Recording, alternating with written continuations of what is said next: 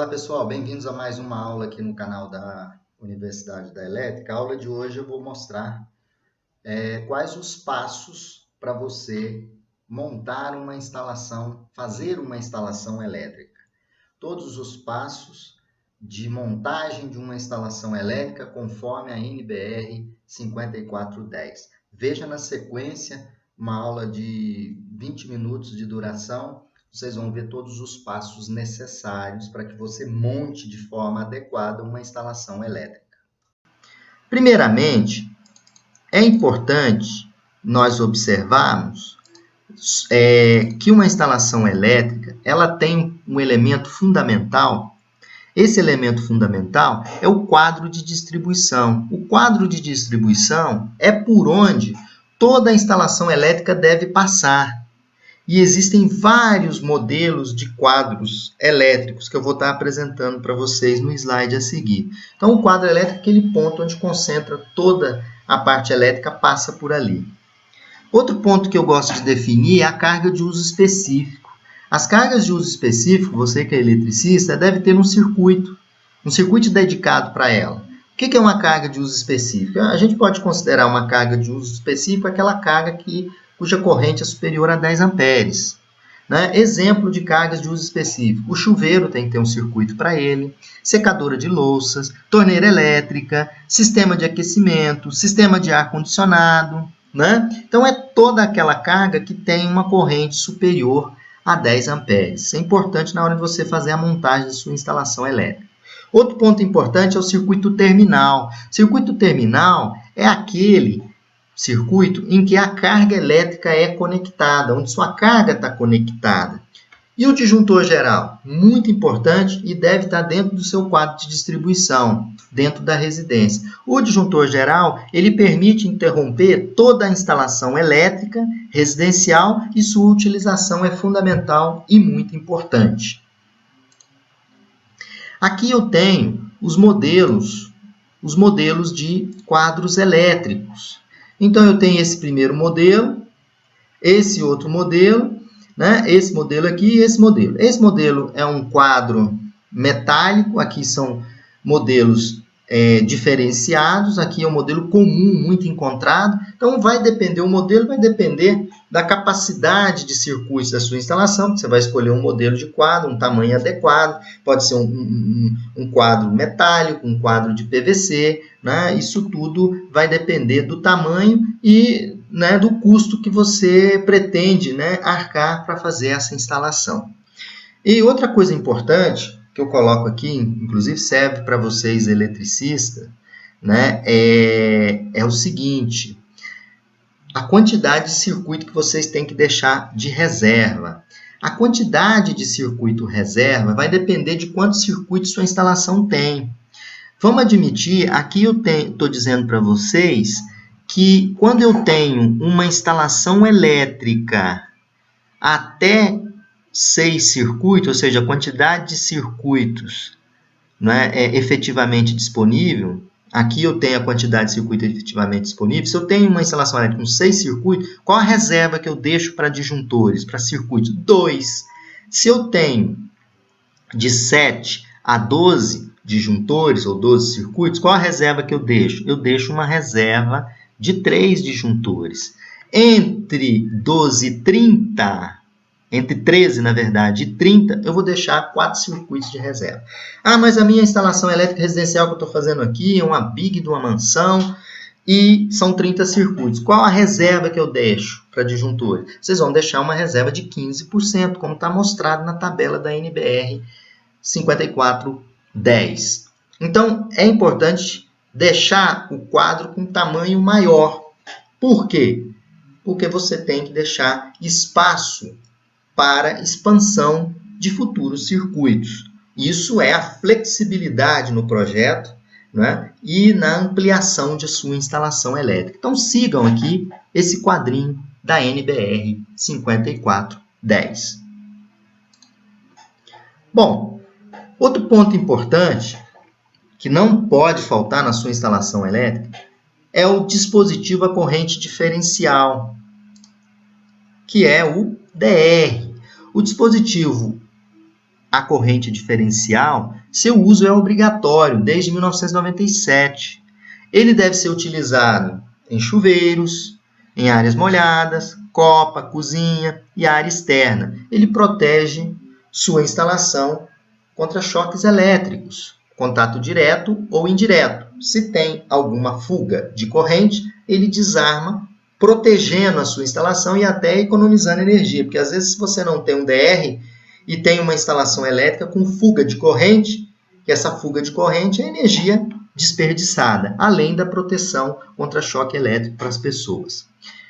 Outro elemento muito importante que vocês devem fazer, eu elaborei uma aula só de aterramento residencial, é o aterramento. Um aterramento elétrico é um ponto de referência integrado no circuito elétrico e usado como referência na medição. Então, o aterramento ele vai funcionar como uma válvula de escape. A finalidade de um aterramento é permitir que quaisquer descarga ou picos de eletricidade, qualquer pico de eletricidade, sejam diretamente encaminhados para o solo, bem longe das instalações elétricas, né? De modo que sejam absorvidos sem maiores danos. E todas as massas são as carcaças dos equipamentos, uma máquina de lavar roupas, tem que ter o terra. Esse terra vai permitir a conexão com o sistema de aterramento. E eu vou estar fazendo aí o que a gente chama de equipotencialização, colocar as massas no mesmo sistema de aterramento. Então é importante o DR, é importante a equipotencialização e o aterramento e a equipotencialização. E também nós vamos ver que é muito importante também o uso do DPS, que é o dispositivo de proteção contra surto. Aqui eu já trago para vocês um exemplo de um quadro e de uma ligação que vocês vão estar montando, por exemplo. Então eu vou começar pelo disjuntor geral. Esse é o disjuntor geral. Então a energia da concessionária entra aqui, sai e eu vou alimentar um DR. Um DR geral, que é o dispositivo de diferencial residual. Então, nesse dispositivo diferencial residual vai entrar as 3 fases mais o neutro. E ele vai sair as 3 fases e o neutro vem para o barramento de neutro, as 3 fases vêm para o barramento de terra. Mas aí eu tenho aqui instalado um dispositivo chamado DPS, dispositivo de proteção contra surto. Ele fecha para o terra. Por quê? Ele vai estar conectado lá no disjuntor geral, na saída do disjuntor geral, né? Então ele vem aqui, conecta no meu disjuntor geral, entre o DR e o disjuntor geral, está aqui a conexão do meu DPS, e qualquer surto que tiver, o dispositivo vai levar para o meu sistema de aterramento. Outro ponto importante, saindo aqui do barramento de terra, eu tenho as conexões com os circuitos terminais. Aí eu tenho a seletividade para os circuitos terminais. Então vamos analisar o circuito 1 do meu exemplo. O circuito 1 do meu exemplo é um circuito de iluminação. Então eu vou ligar uma lâmpada com interruptor simples para exemplificar para vocês. Então a fase ela entra no terminal do disjuntor, do interruptor. Na outra parte do interruptor simples eu ligo na lâmpada, que é o retorno, que a gente chama de retorno. E o neutro vem para a minha lâmpada e o neutro sai lá do meu barramento de neutro. Outro ponto muito importante é o disjuntor D2. O disjuntor D2 atende às tomadas de uso geral, no padrão novo, cujo lado esquerdo é o neutro, lado direito fase e o meio é o terra. Então eu saio com o fio terra de proteção e ligo em cada ponto da tomada, no meio da tomada. E o condutor de fase, eu pego ele nesse ponto aqui, no ponto do disjuntor D2. Aí eu tenho um circuito que a gente chama circuito de tomada de uso geral. Aí eu tenho outro circuito de uso específico, que é o chuveiro. Então, do chuveiro sai o neutro, sai o terra, lá do barramento do terra, que vai alimentar o chuveiro, dando proteção.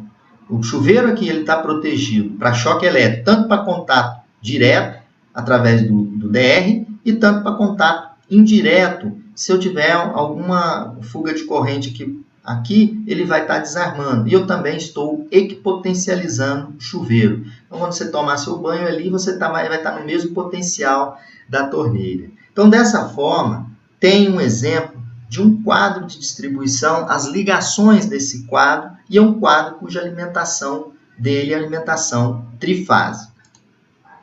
Agora, para complementar a nossa montagem, a montagem de vocês nas instalações elétricas, é bom a gente criar um padrão de cores, não é? E a gente utiliza o brasileirinho, que é o condutor de proteção, ele é verde e amarelo. O condutor de fase, vamos trabalhar com vermelho, o condutor de neutro azul, o condutor de retorno preto. Então, isso é muito importante porque facilita, né, o seu trabalho ali na hora de identificar quem é fase, quem é neutro, quem é retorno. Obviamente, você vai ter que etiquetar e identificar os números dos circuitos. Eu trago duas tabelas aqui de suma importância. Essa primeira tabela, onde eu estou passando o mouse, é a tabela extraída da NBR 5410, e ela estabelece a seção dos condutores de fase e qual a seção que eu tenho que utilizar dos condutores de neutro. Então, para condutores de fase com seção menor ou igual a 16, qual deve ser a seção do condutor de terra? Deve ser a mesma.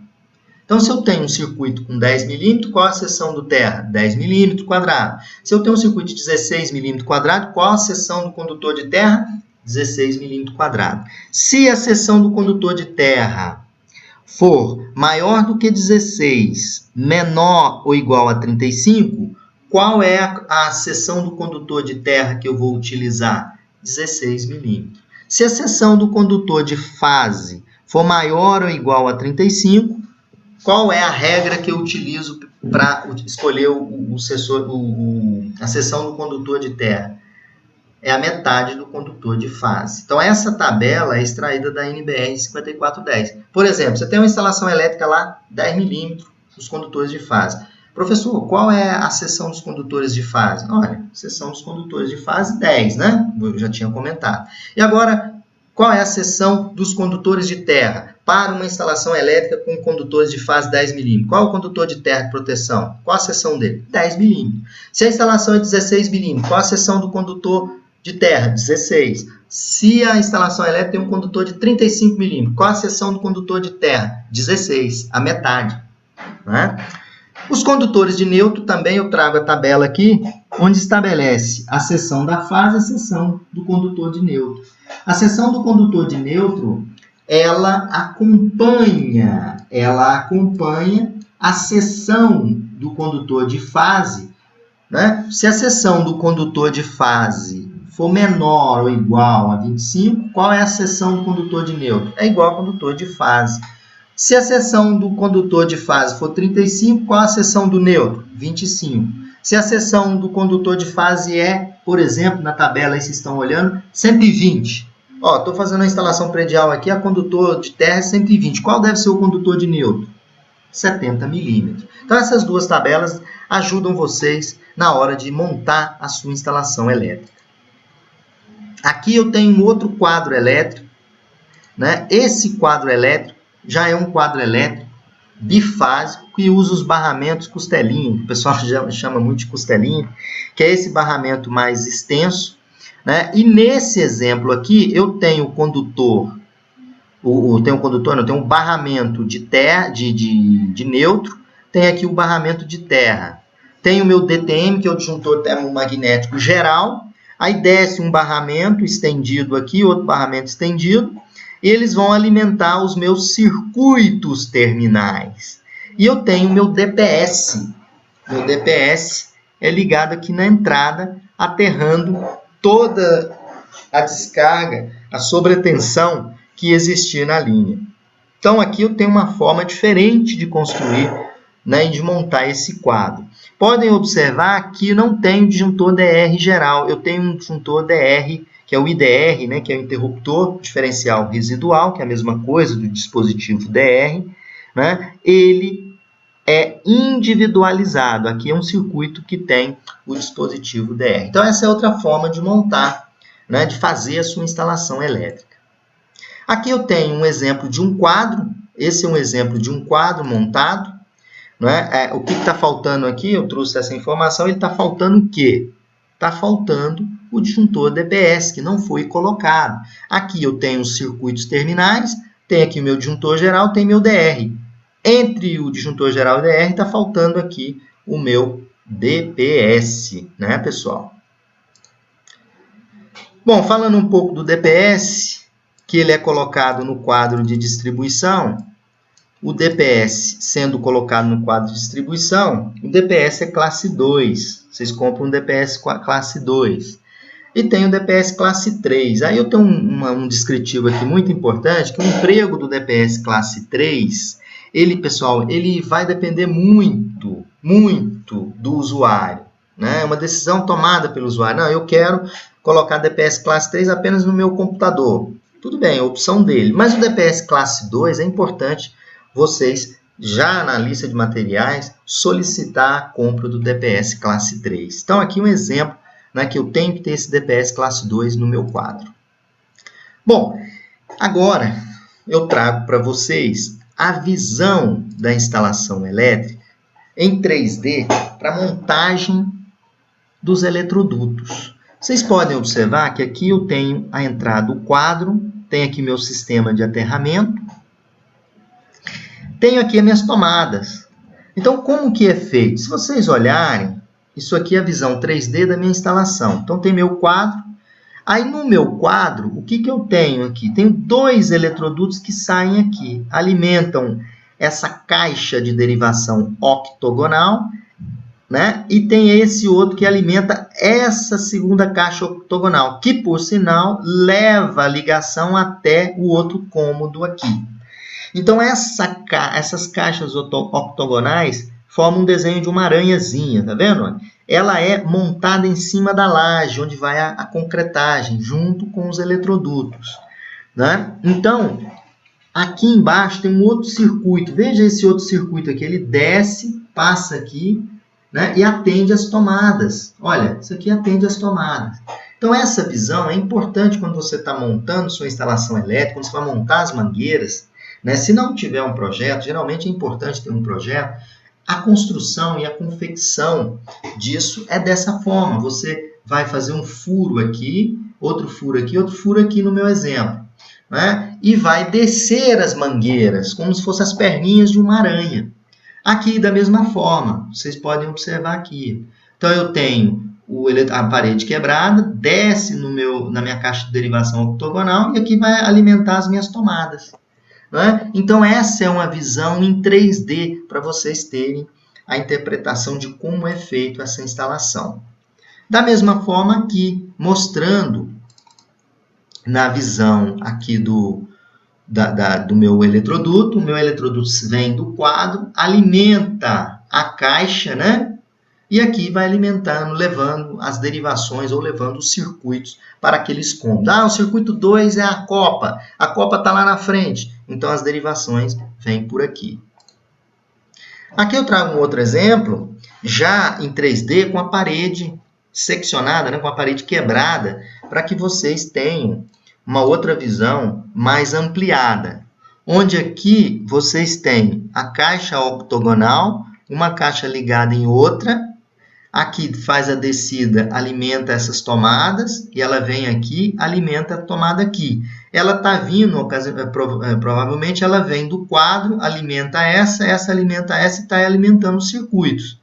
Né? Então, eu tenho uma caixa octogonal, 4x4 aqui. Tenho aqui uma curva 90, diâmetro de 20 polegadas. Tenho aqui outra curva, cujo aqui o diâmetro do eletroduto é 16, né? Curva de 90 graus. E aqui embaixo tem as caixinhas, caixa de derivação 4x2, né? E assim vocês passam a ter a visão do eletroduto embutido na parede e na laje, né? Que dá uma visão que vocês têm que montar a instalação elétrica de vocês. Bom, eu trago agora um outro exemplo. É um exemplo de uma ligação na visão da tubulação, na parede, a ligação three-way. Então, eu tenho a ligação three-way elétrica, né, convencional, eu tenho aqui a fase entrando no meu disjuntor, a fase entra no terminal do meio, do meu three-way, os dois paralelos ligados, os dois paralelos aqui, e aqui no meio, o retorno da lâmpada e a lâmpada ligada no neutro. né? Essa é a visão elétrica. E aqui já é uma visão também elétrica com a chavinha, né? Da forma que está aqui, a lâmpada, são as representações dos three-ways, a lâmpada está apagada. Quando eu apertar esse interruptor, ela sobe, ele muda de posição e vai fazer a lâmpada apagar. Desculpa, a lâmpada acender. Ela está apagada. Quando eu tocar aqui, a minha lâmpada acende. Então, eu tenho o retorno ligado aqui, a fase ligada aqui em cima. Como a posição dessa chave está embaixo, eu preciso trazer a chave, só apertar aqui, o interruptor vai acionar. Aqui é a visão na parede. Botei um three-way aqui e outro three-way aqui. Então, o interruptor do meio aqui, o primeiro, vem o retorno da lâmpada. O outro interruptor do meio vem a fase. E os dois são ligados em paralelos aqui, os dois extremos. Como que isso ficaria? Eu estou dando um exemplo aqui, como isso ficaria, não é o caso aqui, mas eu exemplifiquei. Vamos imaginar que aqui tem um three-way e aqui tem outro three-way, apesar disso aqui estar baixo, né? Mas imagina um three-way aqui e outro three-way aqui, e o meu quadro. Então, se eu quero fazer o circuito de iluminação desse cômodo, então sai aqui fase e neutro, ele chega na minha caixa de derivação octogonal, desce um eletroduto aqui, desce um outro eletroduto aqui. Aqui pode ser o meu three-way. Então, daqui para cá vai passar 3 condutores. Os 2 condutores de retorno, dos paralelos que estão aqui, e o condutor de retorno para a lâmpada que vai estar nesse ponto. E aqui vai descer a fase e 2 retornos. Então, veja bem, quando você vai colocando muito three-way, tem que ter interligação entre esses interruptores. E aqui vai mostrar a visão. Aqui está o quadro, aqui é a minha caixa, né? Minha caixa onde eu vou estar ligando meu interruptor, por exemplo. Aqui uma outra visão também da parede quebrada com os eletrodutos dentro, ó, vindo do meu quadro, olha. Aí alimento tomada da geladeira e assim sucessivamente. Essa visão 3D da tubulação ajuda vocês na hora de confeccionar, de quebrar a parede lá para montar corretamente a instalação elétrica de vocês. E aqui já é um exemplo bem prático daquelas aranhazinhas, né, que eu falo que são as perninhas das aranhas, né? Vocês têm aqui uma caixa de derivação octogonal aqui, outra aqui na frente e as tubulações descendo. Olha, que vem do meu quadro está aqui, por exemplo, ela sobe aqui e sai alimentando os outros cômodos, olha, com os tentáculozinhos, né? Isso aqui todo, por cima, vai ser concretado, né? E a fiação vai passar por aqui, a fiação vai vir pela parte de cima, descendo para a parede, como eu tinha mostrado anteriormente para vocês. Então, aqui é como fazer as conexões das caixas de derivação em cima da laje.